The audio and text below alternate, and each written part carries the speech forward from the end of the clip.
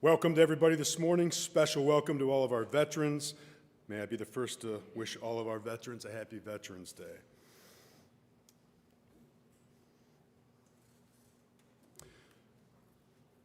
Last year we learned, or 2 years ago, we learned about Doris Miller, an American hero, high school star fullback from Waco, Texas, veteran of the United States Navy World War II South Pacific, also a Navy boxing champ, paid the ultimate sacrifice. Last year we learned about Shifty Powers, a small-town gentleman from Virginia, one of the first paratroopers on the ground in Europe when the liberation of Europe started with the the invasion of Normandy. Last year we also had the privilege of learning about one of our own, Alex Nasmith's father, and his service during the liberation of Europe, as serving as a bomber, flying successfully 30 missions. Today we're going to learn about another American hero, along with all the American heroes here today.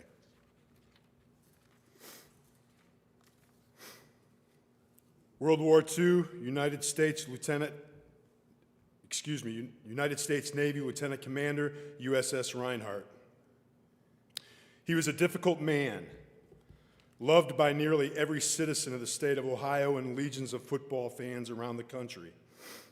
Yet he would have been characterized as strange if not for one simple fact. Woody Hayes could win football games. Belligerent, angry-tempered football coach. That's the reputation Woody Hayes lived with through 28 years as head coach at Ohio State. Through 205 victories, 13 Big Ten championships, 8 trips to the Rose Bowl, 5 national championships, right up until the day he was dismissed after the 1978 season for slugging a Clemson player during the Gator Bowl. He was considered a one-dimensional man by millions who knew him only through his much publicized outbursts.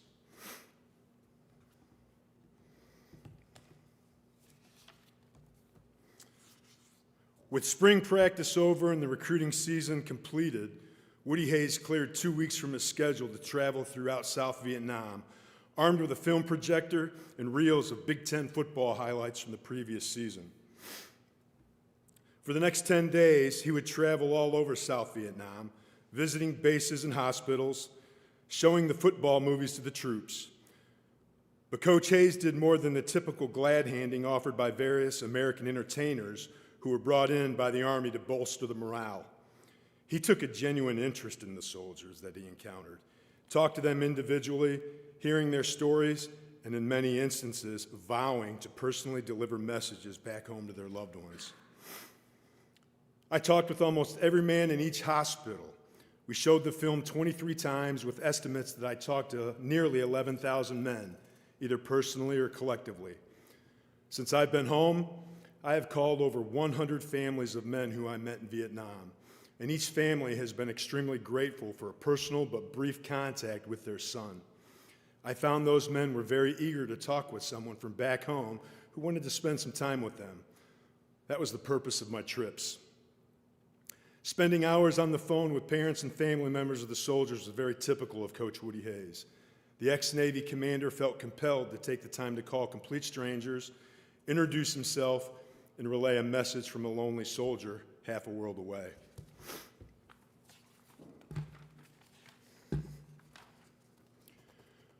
Woody Hayes used to have a saying. He would drop it into his conversations all the time. "You can never pay back," he would say, "so you should always try to pay forward." I never understood precisely what he meant. The words sounded good, but I wasn't certain of their meaning.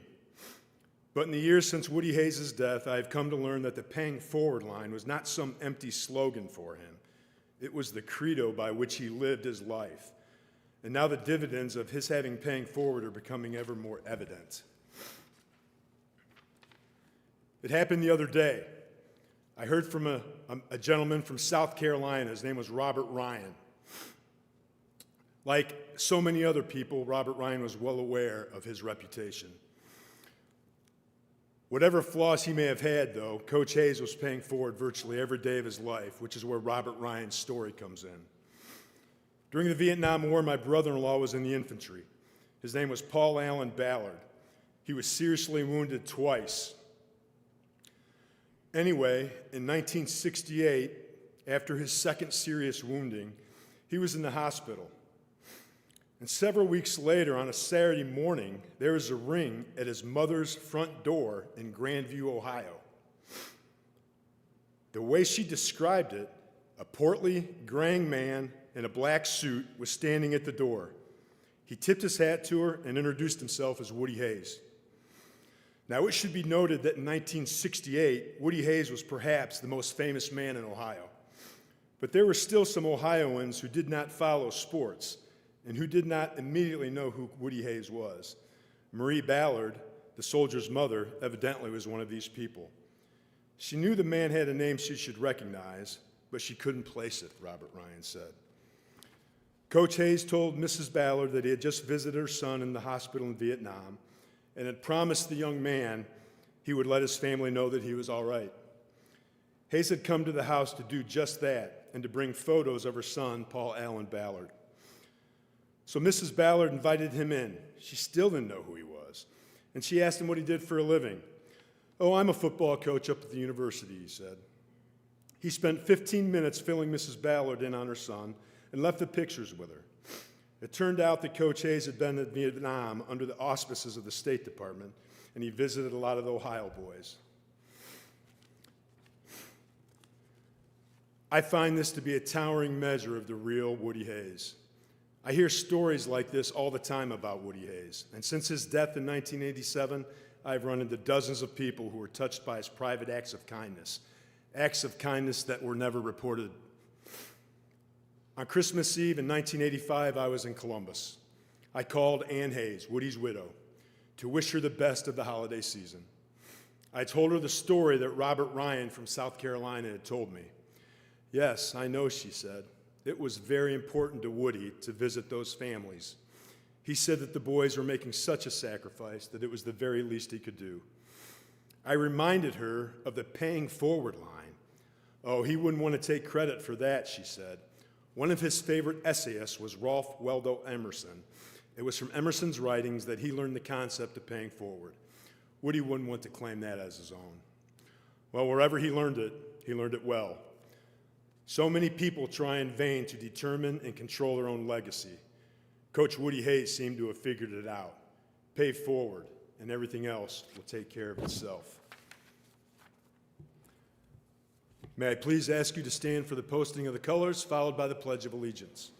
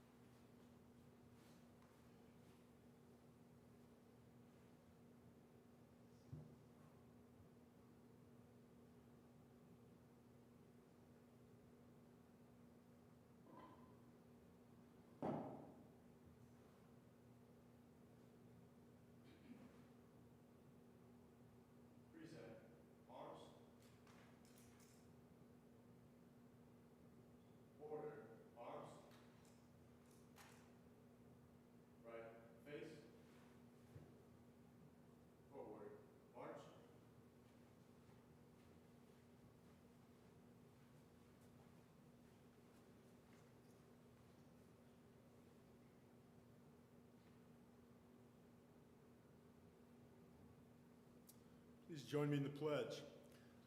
I pledge allegiance to the flag of the United States of America and to the republic for which it stands, one nation, under God, indivisible, with liberty and justice for all. Please be seated. Welcome and happy Veterans Day. I'd also like to extend a happy Remembrance Day to our Canadian guests, Lisa Fiorentino, Professor Emeritus, and Jared Scarlett, our soccer coaching intern. We welcome you and also extend happy Remembrance Day for our Canadian heroes as well. Next, we're going to play an Armed Forces medley, starting out with the Army. When you hear your medley, would you please stand and be recognized throughout the medley? Thank you.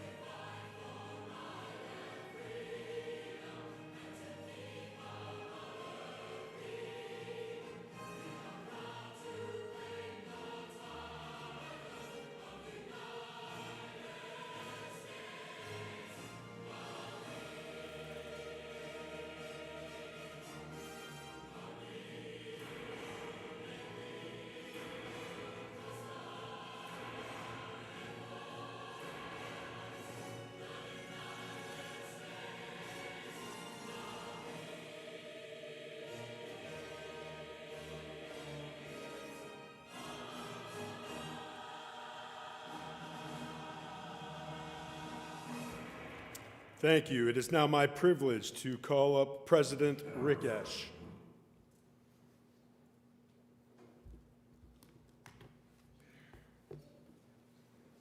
Thank you, President.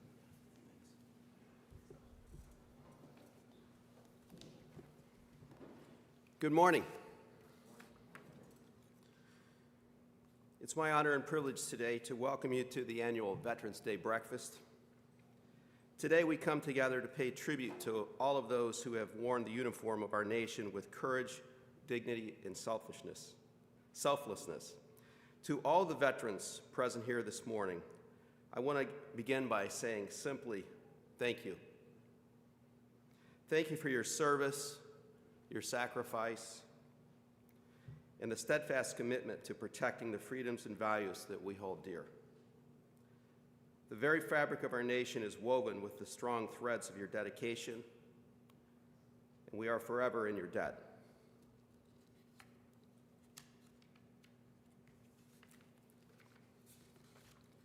At Pitt-Bradford, we take immense pride in supporting our students, faculty, staff, and community members who have served. We recognize that your service has not only shaped the history of this country, but continues to shape our classrooms, our communities, and our future. Your leadership, perseverance, and commitment to excellence inspire us all. Veterans Day is a time to reflect on the profound impact that service members have had and continue to have on our society. But it's also a time for us to recommit ourselves to ensuring that our veterans receive the respect, care, and opportunities they deserve. Our campus is dedicated to being a place where veterans feel welcomed, supported, and empowered to achieve their goals, whether they are academic, professional, or personal. I'm proud to know you, to work with many of you, and to share this time with all of you this morning. I also am grateful you are all here with us because, as we know, there are many who served courageously but were not as fortunate as you to return home. Let's take a moment to remember those who are no longer with us, who gave the ultimate sacrifice for the freedoms we enjoy today.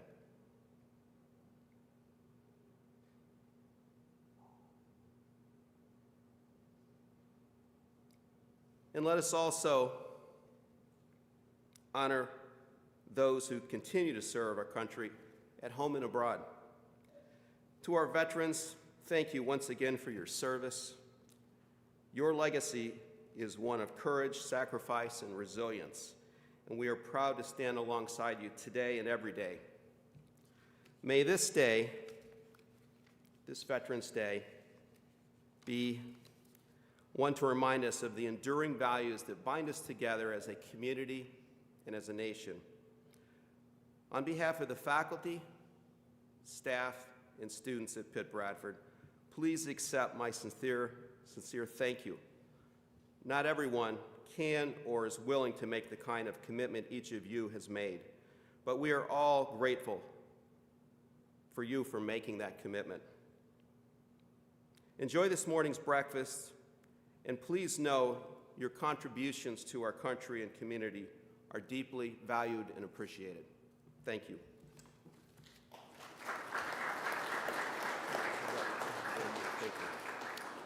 At this time, it is my privilege to invite Dr. K.J. Evans, Vice President, Dean Emeritus of Student Affairs. He will say the blessing. Dr. Evans is also a veteran of the United States Air Force. Good morning, everybody. Before we pray, I'd like to express on behalf of all of the veterans our deep appreciation to the University of Pittsburgh at Bradford, particularly to Brett Butler, Athletics Director, President Esch, Kyle Viola and the conference services staff, and Mets Dining Services, and any others that were involved for putting this on. It means so much to us who are veterans, so thank you very much. Please remain seated for the invocation. O God of all peoples, we give you thanks that we live in a nation founded on the principles of liberty, justice, human rights, and the rule of law. On this Veterans Day, we ask for your blessings upon those who have fulfilled the highest calling of service to our nation through enlistments or commissions in the Army, Navy, Air Force, Marines, or Coast Guard, frequently involving long separations from families and loved ones. We also remember those who never had the opportunity to become veterans because of giving the ultimate sacrifice to keep our nation and its people, as well as many others around the world, free and safe. While our goal should always be to strive for a day when the world can be at peace and weapons of war are no longer necessary, until that day comes, may we always be vigilant and defend what is right to preserve freedom and human dignity around the world. To that end, we ask for your blessings upon all those serving in our armed forces today, both at home and abroad. We thank you for this time together, O God, for the food we are about to share, and for the blessings of liberty you have bestowed upon us. May we always heed your call to promote peace and goodwill wherever we and our nation are called to serve. We ask that you bless this food to our use and us in your service always. Amen. Thank you, Dr. Evans. Now we're going to enjoy a great breakfast given to us by Metz & Associates. We do thank Metz & Associates for their generosity. So, Kyle, how would you like to orchestrate this? Veterans first. Thank you, everybody. Enjoy breakfast.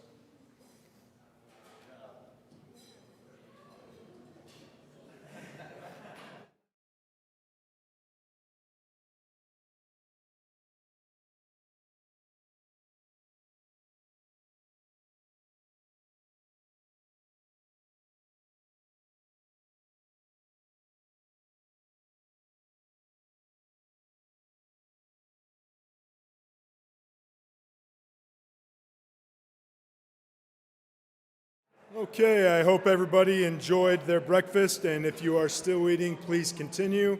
We're going to move on with our program. Just draw attention real quick up to the screen. This is Lorain, Ohio, where I grew up. That's Victory Park.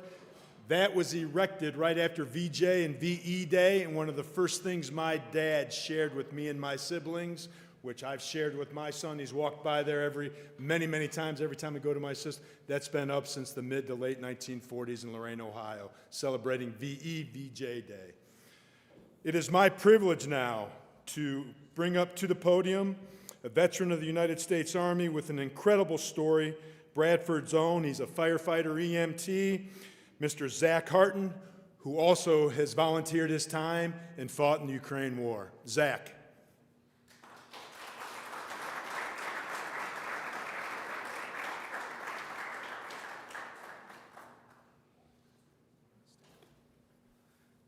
Thank you for allowing me the honor of speaking today. I really appreciate it.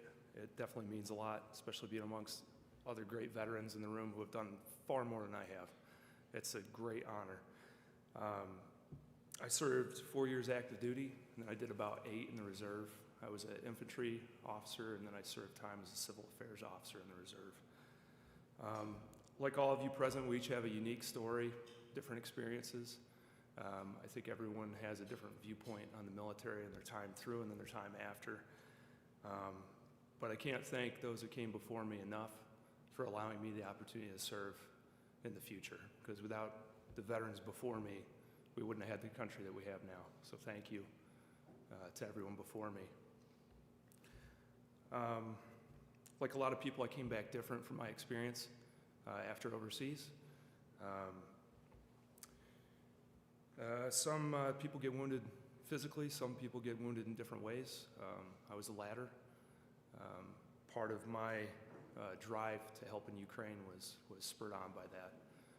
It was very much a desire to help the people of Ukraine and to help the free world, but also it put a lot of help in my court as well. They were looking for U.S. veterans and people with EMS experience, and so I was kind of like, oh, well, I got a little bit of both. So I figured, go over and see what it's about. One of my friends, he's actually over, if you pray, if you're that type of person, pray for him. He's in Kursk right now. They're pushing pretty hard into Russian territory.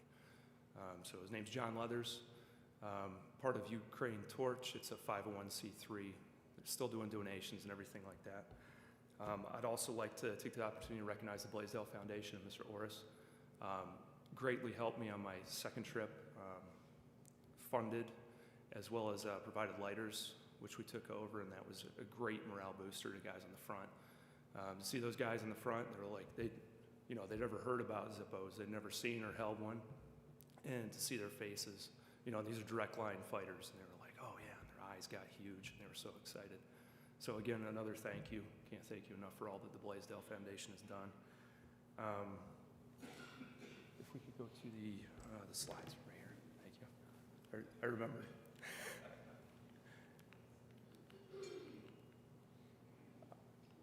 I'm going too fast. All right, so here's some of the equipment. Largely in boxes and bags is how we transport it.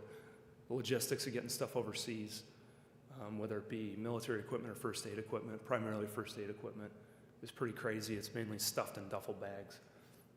That's just a picture of the 501c3 t-shirt. That's like our logo. Everyone who follows Ukraine probably knows about the drones and the usage of them for direct action combat, as well as surveillance and observation. They'll strap those things up and do some crazy stuff with them. It's pretty cool to be a part of that too. They actually pulled us into their kind of like their FSB, and we got to see what they were working on, and they're actually advancing drone technology and drone warfare pretty heavily. So that was pretty cool to see. And there's the lighters over there on the left. We couldn't take those over pre-filled, so we had to sit there and we had like a filling party. And I think there was 100 of them, right? So it was a lot of filling of lighters. And it was hard to find actual lighter fluid over there in Ukraine, but we found it, we tracked it down. And it was actually Zippo lighter fluid, so that was pretty cool. Those are some of the guys. They were big characters, so I want to throw a picture of them in there. That's John right there, the guy who's still over, John and I. Mainly we helped him with small unit tactics as well as medical training. So just very basic. A lot of these guys, they have no training. Most of them are civilians, and they really didn't know how to fight at all. So we trained them also in some insurgency techniques and things in case the fight got as far as Kyiv again. Trench warfare also. And you could see every group, there's different guys. I think we cycled through a few hundred of them between a few trips. Every time, though, they saw the American flag. I mean, I saw more American flags flown in Ukraine than I really have in the United States for a long time. Very proud of us. They love us. Very freedom-loving people. So it was great to be a part of it. That was in the front. They said, you got to wear your full kit. And I was like, well, where's you guys' kit? Where's your helmet? Where's your body armor? They're like, it's my country. I don't care. So it kind of, they're like, we're taking back our country. So it just shows like their kind of fighting spirit. Very good guys. They were very protective of me. They were like, don't go over there. This is not okay. But there was definitely strong Russian presence not very far away from where we were in that photo on the left. And then they have, just like we have in the United States, they have training grounds that they've dug out, mock trenches, mock bunkers, everything like that. So we work through. And they have different ways of doing things. There's Eastern Bloc way of doing things, so they have a lot of the old USSR guys there. Some probably fought against my great uncle, which was kind of ironic, in Afghanistan when we had Special Forces guys over there. But they're definitely very pro-American. And then SCEDCO, we donated that, just teaching them casualty evacuation techniques on the left. And then on the right, just a quick funny story. These guys would come around, and they were the higher ranking officials. And myself being a major, I thought this was funny. Anytime they'd come around to the field and they'd try and get guys to go to the front, they'd take the guys' ammunition and grenades away. They'd be like, any volunteers? And they'd be like, but first, they'd line them all up and check them. No brass, no ammo, essentially, if everyone's familiar with that, as veterans. That's one of the blown out tanks in Kyiv. They brought a lot of their war trophies back to Kyiv, and it's just a neat place to see it right there in the square. And then that's just a typical buggy that you'd roll around in. They just take a regular civilian Vic and they paint it up. A lot of them have bullet holes in them. They're blown up and stuff like that, but they keep rolling them. I think that's it. Yeah. The short trips to Ukraine definitely helped me profoundly. I'd like to hope that I help the guys over there and gals. There's also women fighting in the front, at least a little bit. It was a great experience, and again, thank you to the Blaisdell Foundation, Mr. Orrs. I'd like to think that they're fighting for freedom, and them fighting for freedom helps us in the global stage. And not letting their light go out helps our light shine a little bit brighter. So I guess, glory to the United States and Ukraine, glory to the heroes. They'd say, Slava Ukraine, Heroyam Slava. I'd like to also remind everyone about the VA and the significant resources that we have available just in the region. I've had great experiences with the VA, and if anyone has any issues or anything like that, especially the older vets who have had bad experiences with the VA in the past, I encourage them to go again and, you know, see what's out there and what's available. Lastly, my daughter Scarlett here. You want to say hi? I don't know if I just bend this? Okay. Scarlett wants to read a poem. Her class rehearsed this pretty intensely. And they actually did a presentation at the Learning Center, and it was really good. So, on Veterans Day, we honor all who answer to a service call. Soldiers young and soldiers old fought for freedom, brave and bold. Some have lived while others died, and all of them deserve our pride. We're proud of all the soldiers who kept thinking of red, white, and blue. They fought for us and all our rights. They fought through many days and nights. And though we may not know each name, we thank all veterans just the same.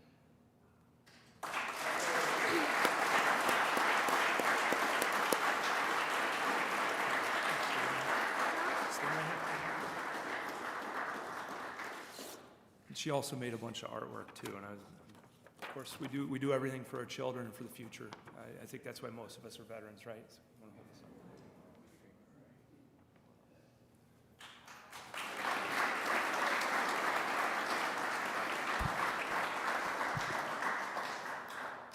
up. And as said before, like, let's always think about those who can't be here with us.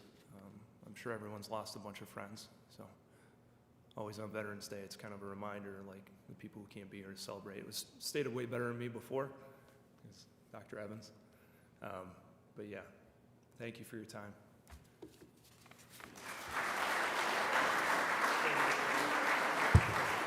Thank you very much, Zach. Thank you very much. That was beautiful. We'd like to present to you, from Mr. Orrs, the Blaisdell Foundation, and Zippo, a special gift for you. Thank you, a memento. Thank you very much, Zach. Why don't you open it up and show it to everybody, please?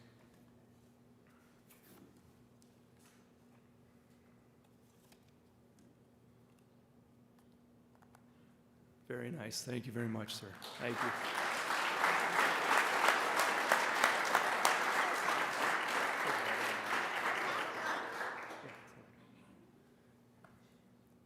Thank you very much. Very nice, sir. Very nice. Thank you, Zach. Thank you. At this time, I'd like to bring up Mr. Ron Orrs, a veteran of the United States Army, to present all of our veteran guests here with a memento on the day. Ron, thank you very much.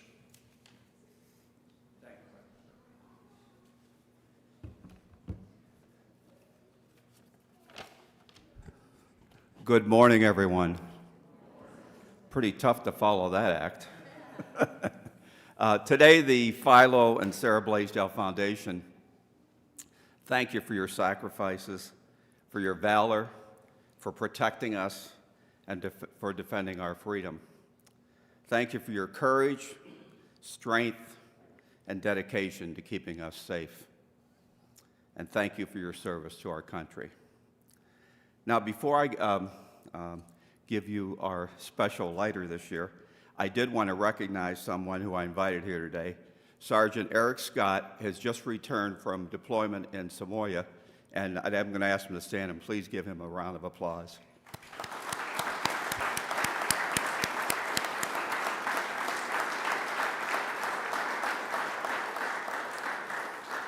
Also an employee of Zippo. So this year, every year I try to come up, you remember last year we did the Black Crackle lighter.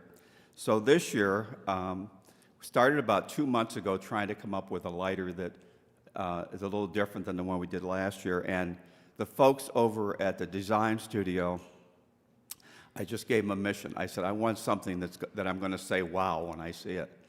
And I think I sent the proof to Brett, and he liked it, and I liked it, and so you're all going to get to see it. So what I'm going to ask you to do now, if you'll all come up single file, and you'll get your Zippo lighter. Oh, you want to put it right there? It'll probably be easier. Thank you. Oh, this is beautiful. Wow.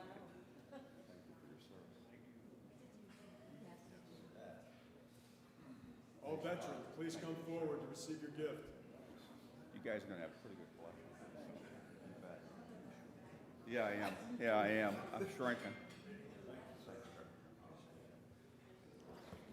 Thanks for your service. Thank you.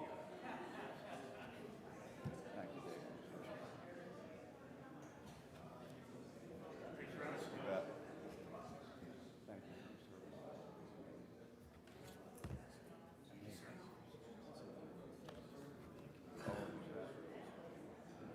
You bet.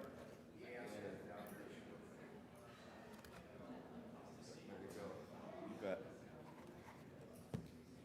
You bet.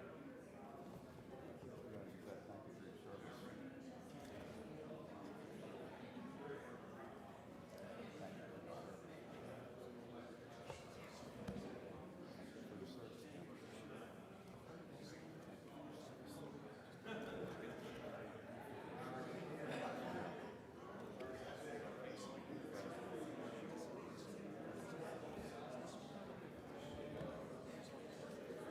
Okay.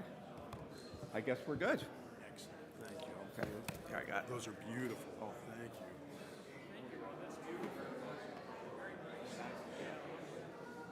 Thank you. Hey, Ron.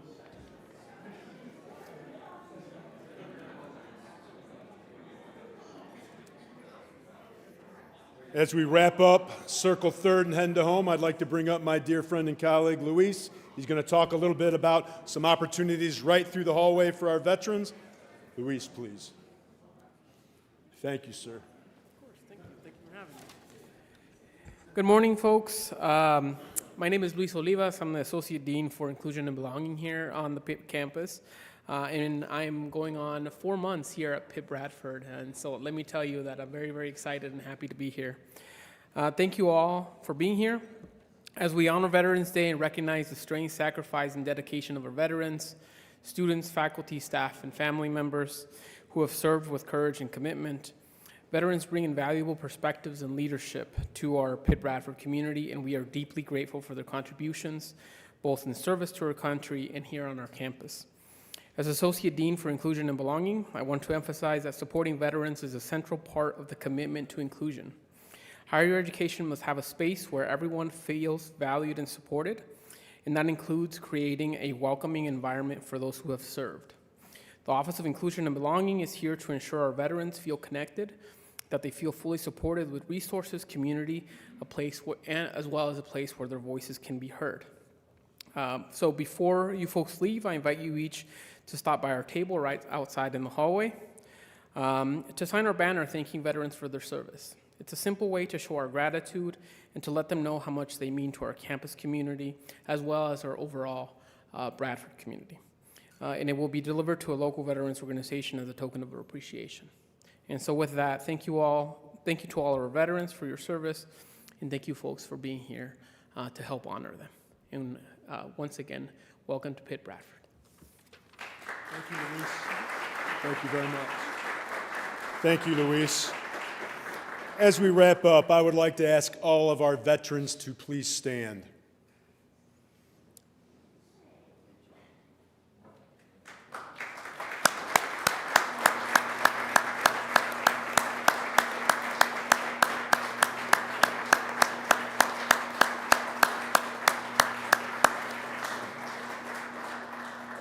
One more thing. If you head out to the Zippo Museum today, coffee, donuts, and 11% off as any merchandise for all the veterans. Great, thank you, Ron. Veterans, thank you so very much. We are indebted for your service. In closing, we would like to sing God Bless America. Dr. Evans will pitch us, and I would like all veterans to come up afterwards for a photo. Thank you and happy Veterans Day. Now, I know you all can sing because we saw the service songs at the beginning. I think we all knew different words to those songs, right, guys? Yeah, we did, yeah, but it's been cleaned up quite nicely. So anyway, we're going to sing God Bless America. We ask everybody to stand and join in. And for those of you that are not veterans, thank you for your support of the veterans. It means so much to us. Here we go. God bless America, land that I love. Stand beside her and guide her through the night with the light from above. From the mountains to the prairies, to the oceans white with foam. God bless America, my home, sweet home. God bless America, my home, sweet home. Thank you all.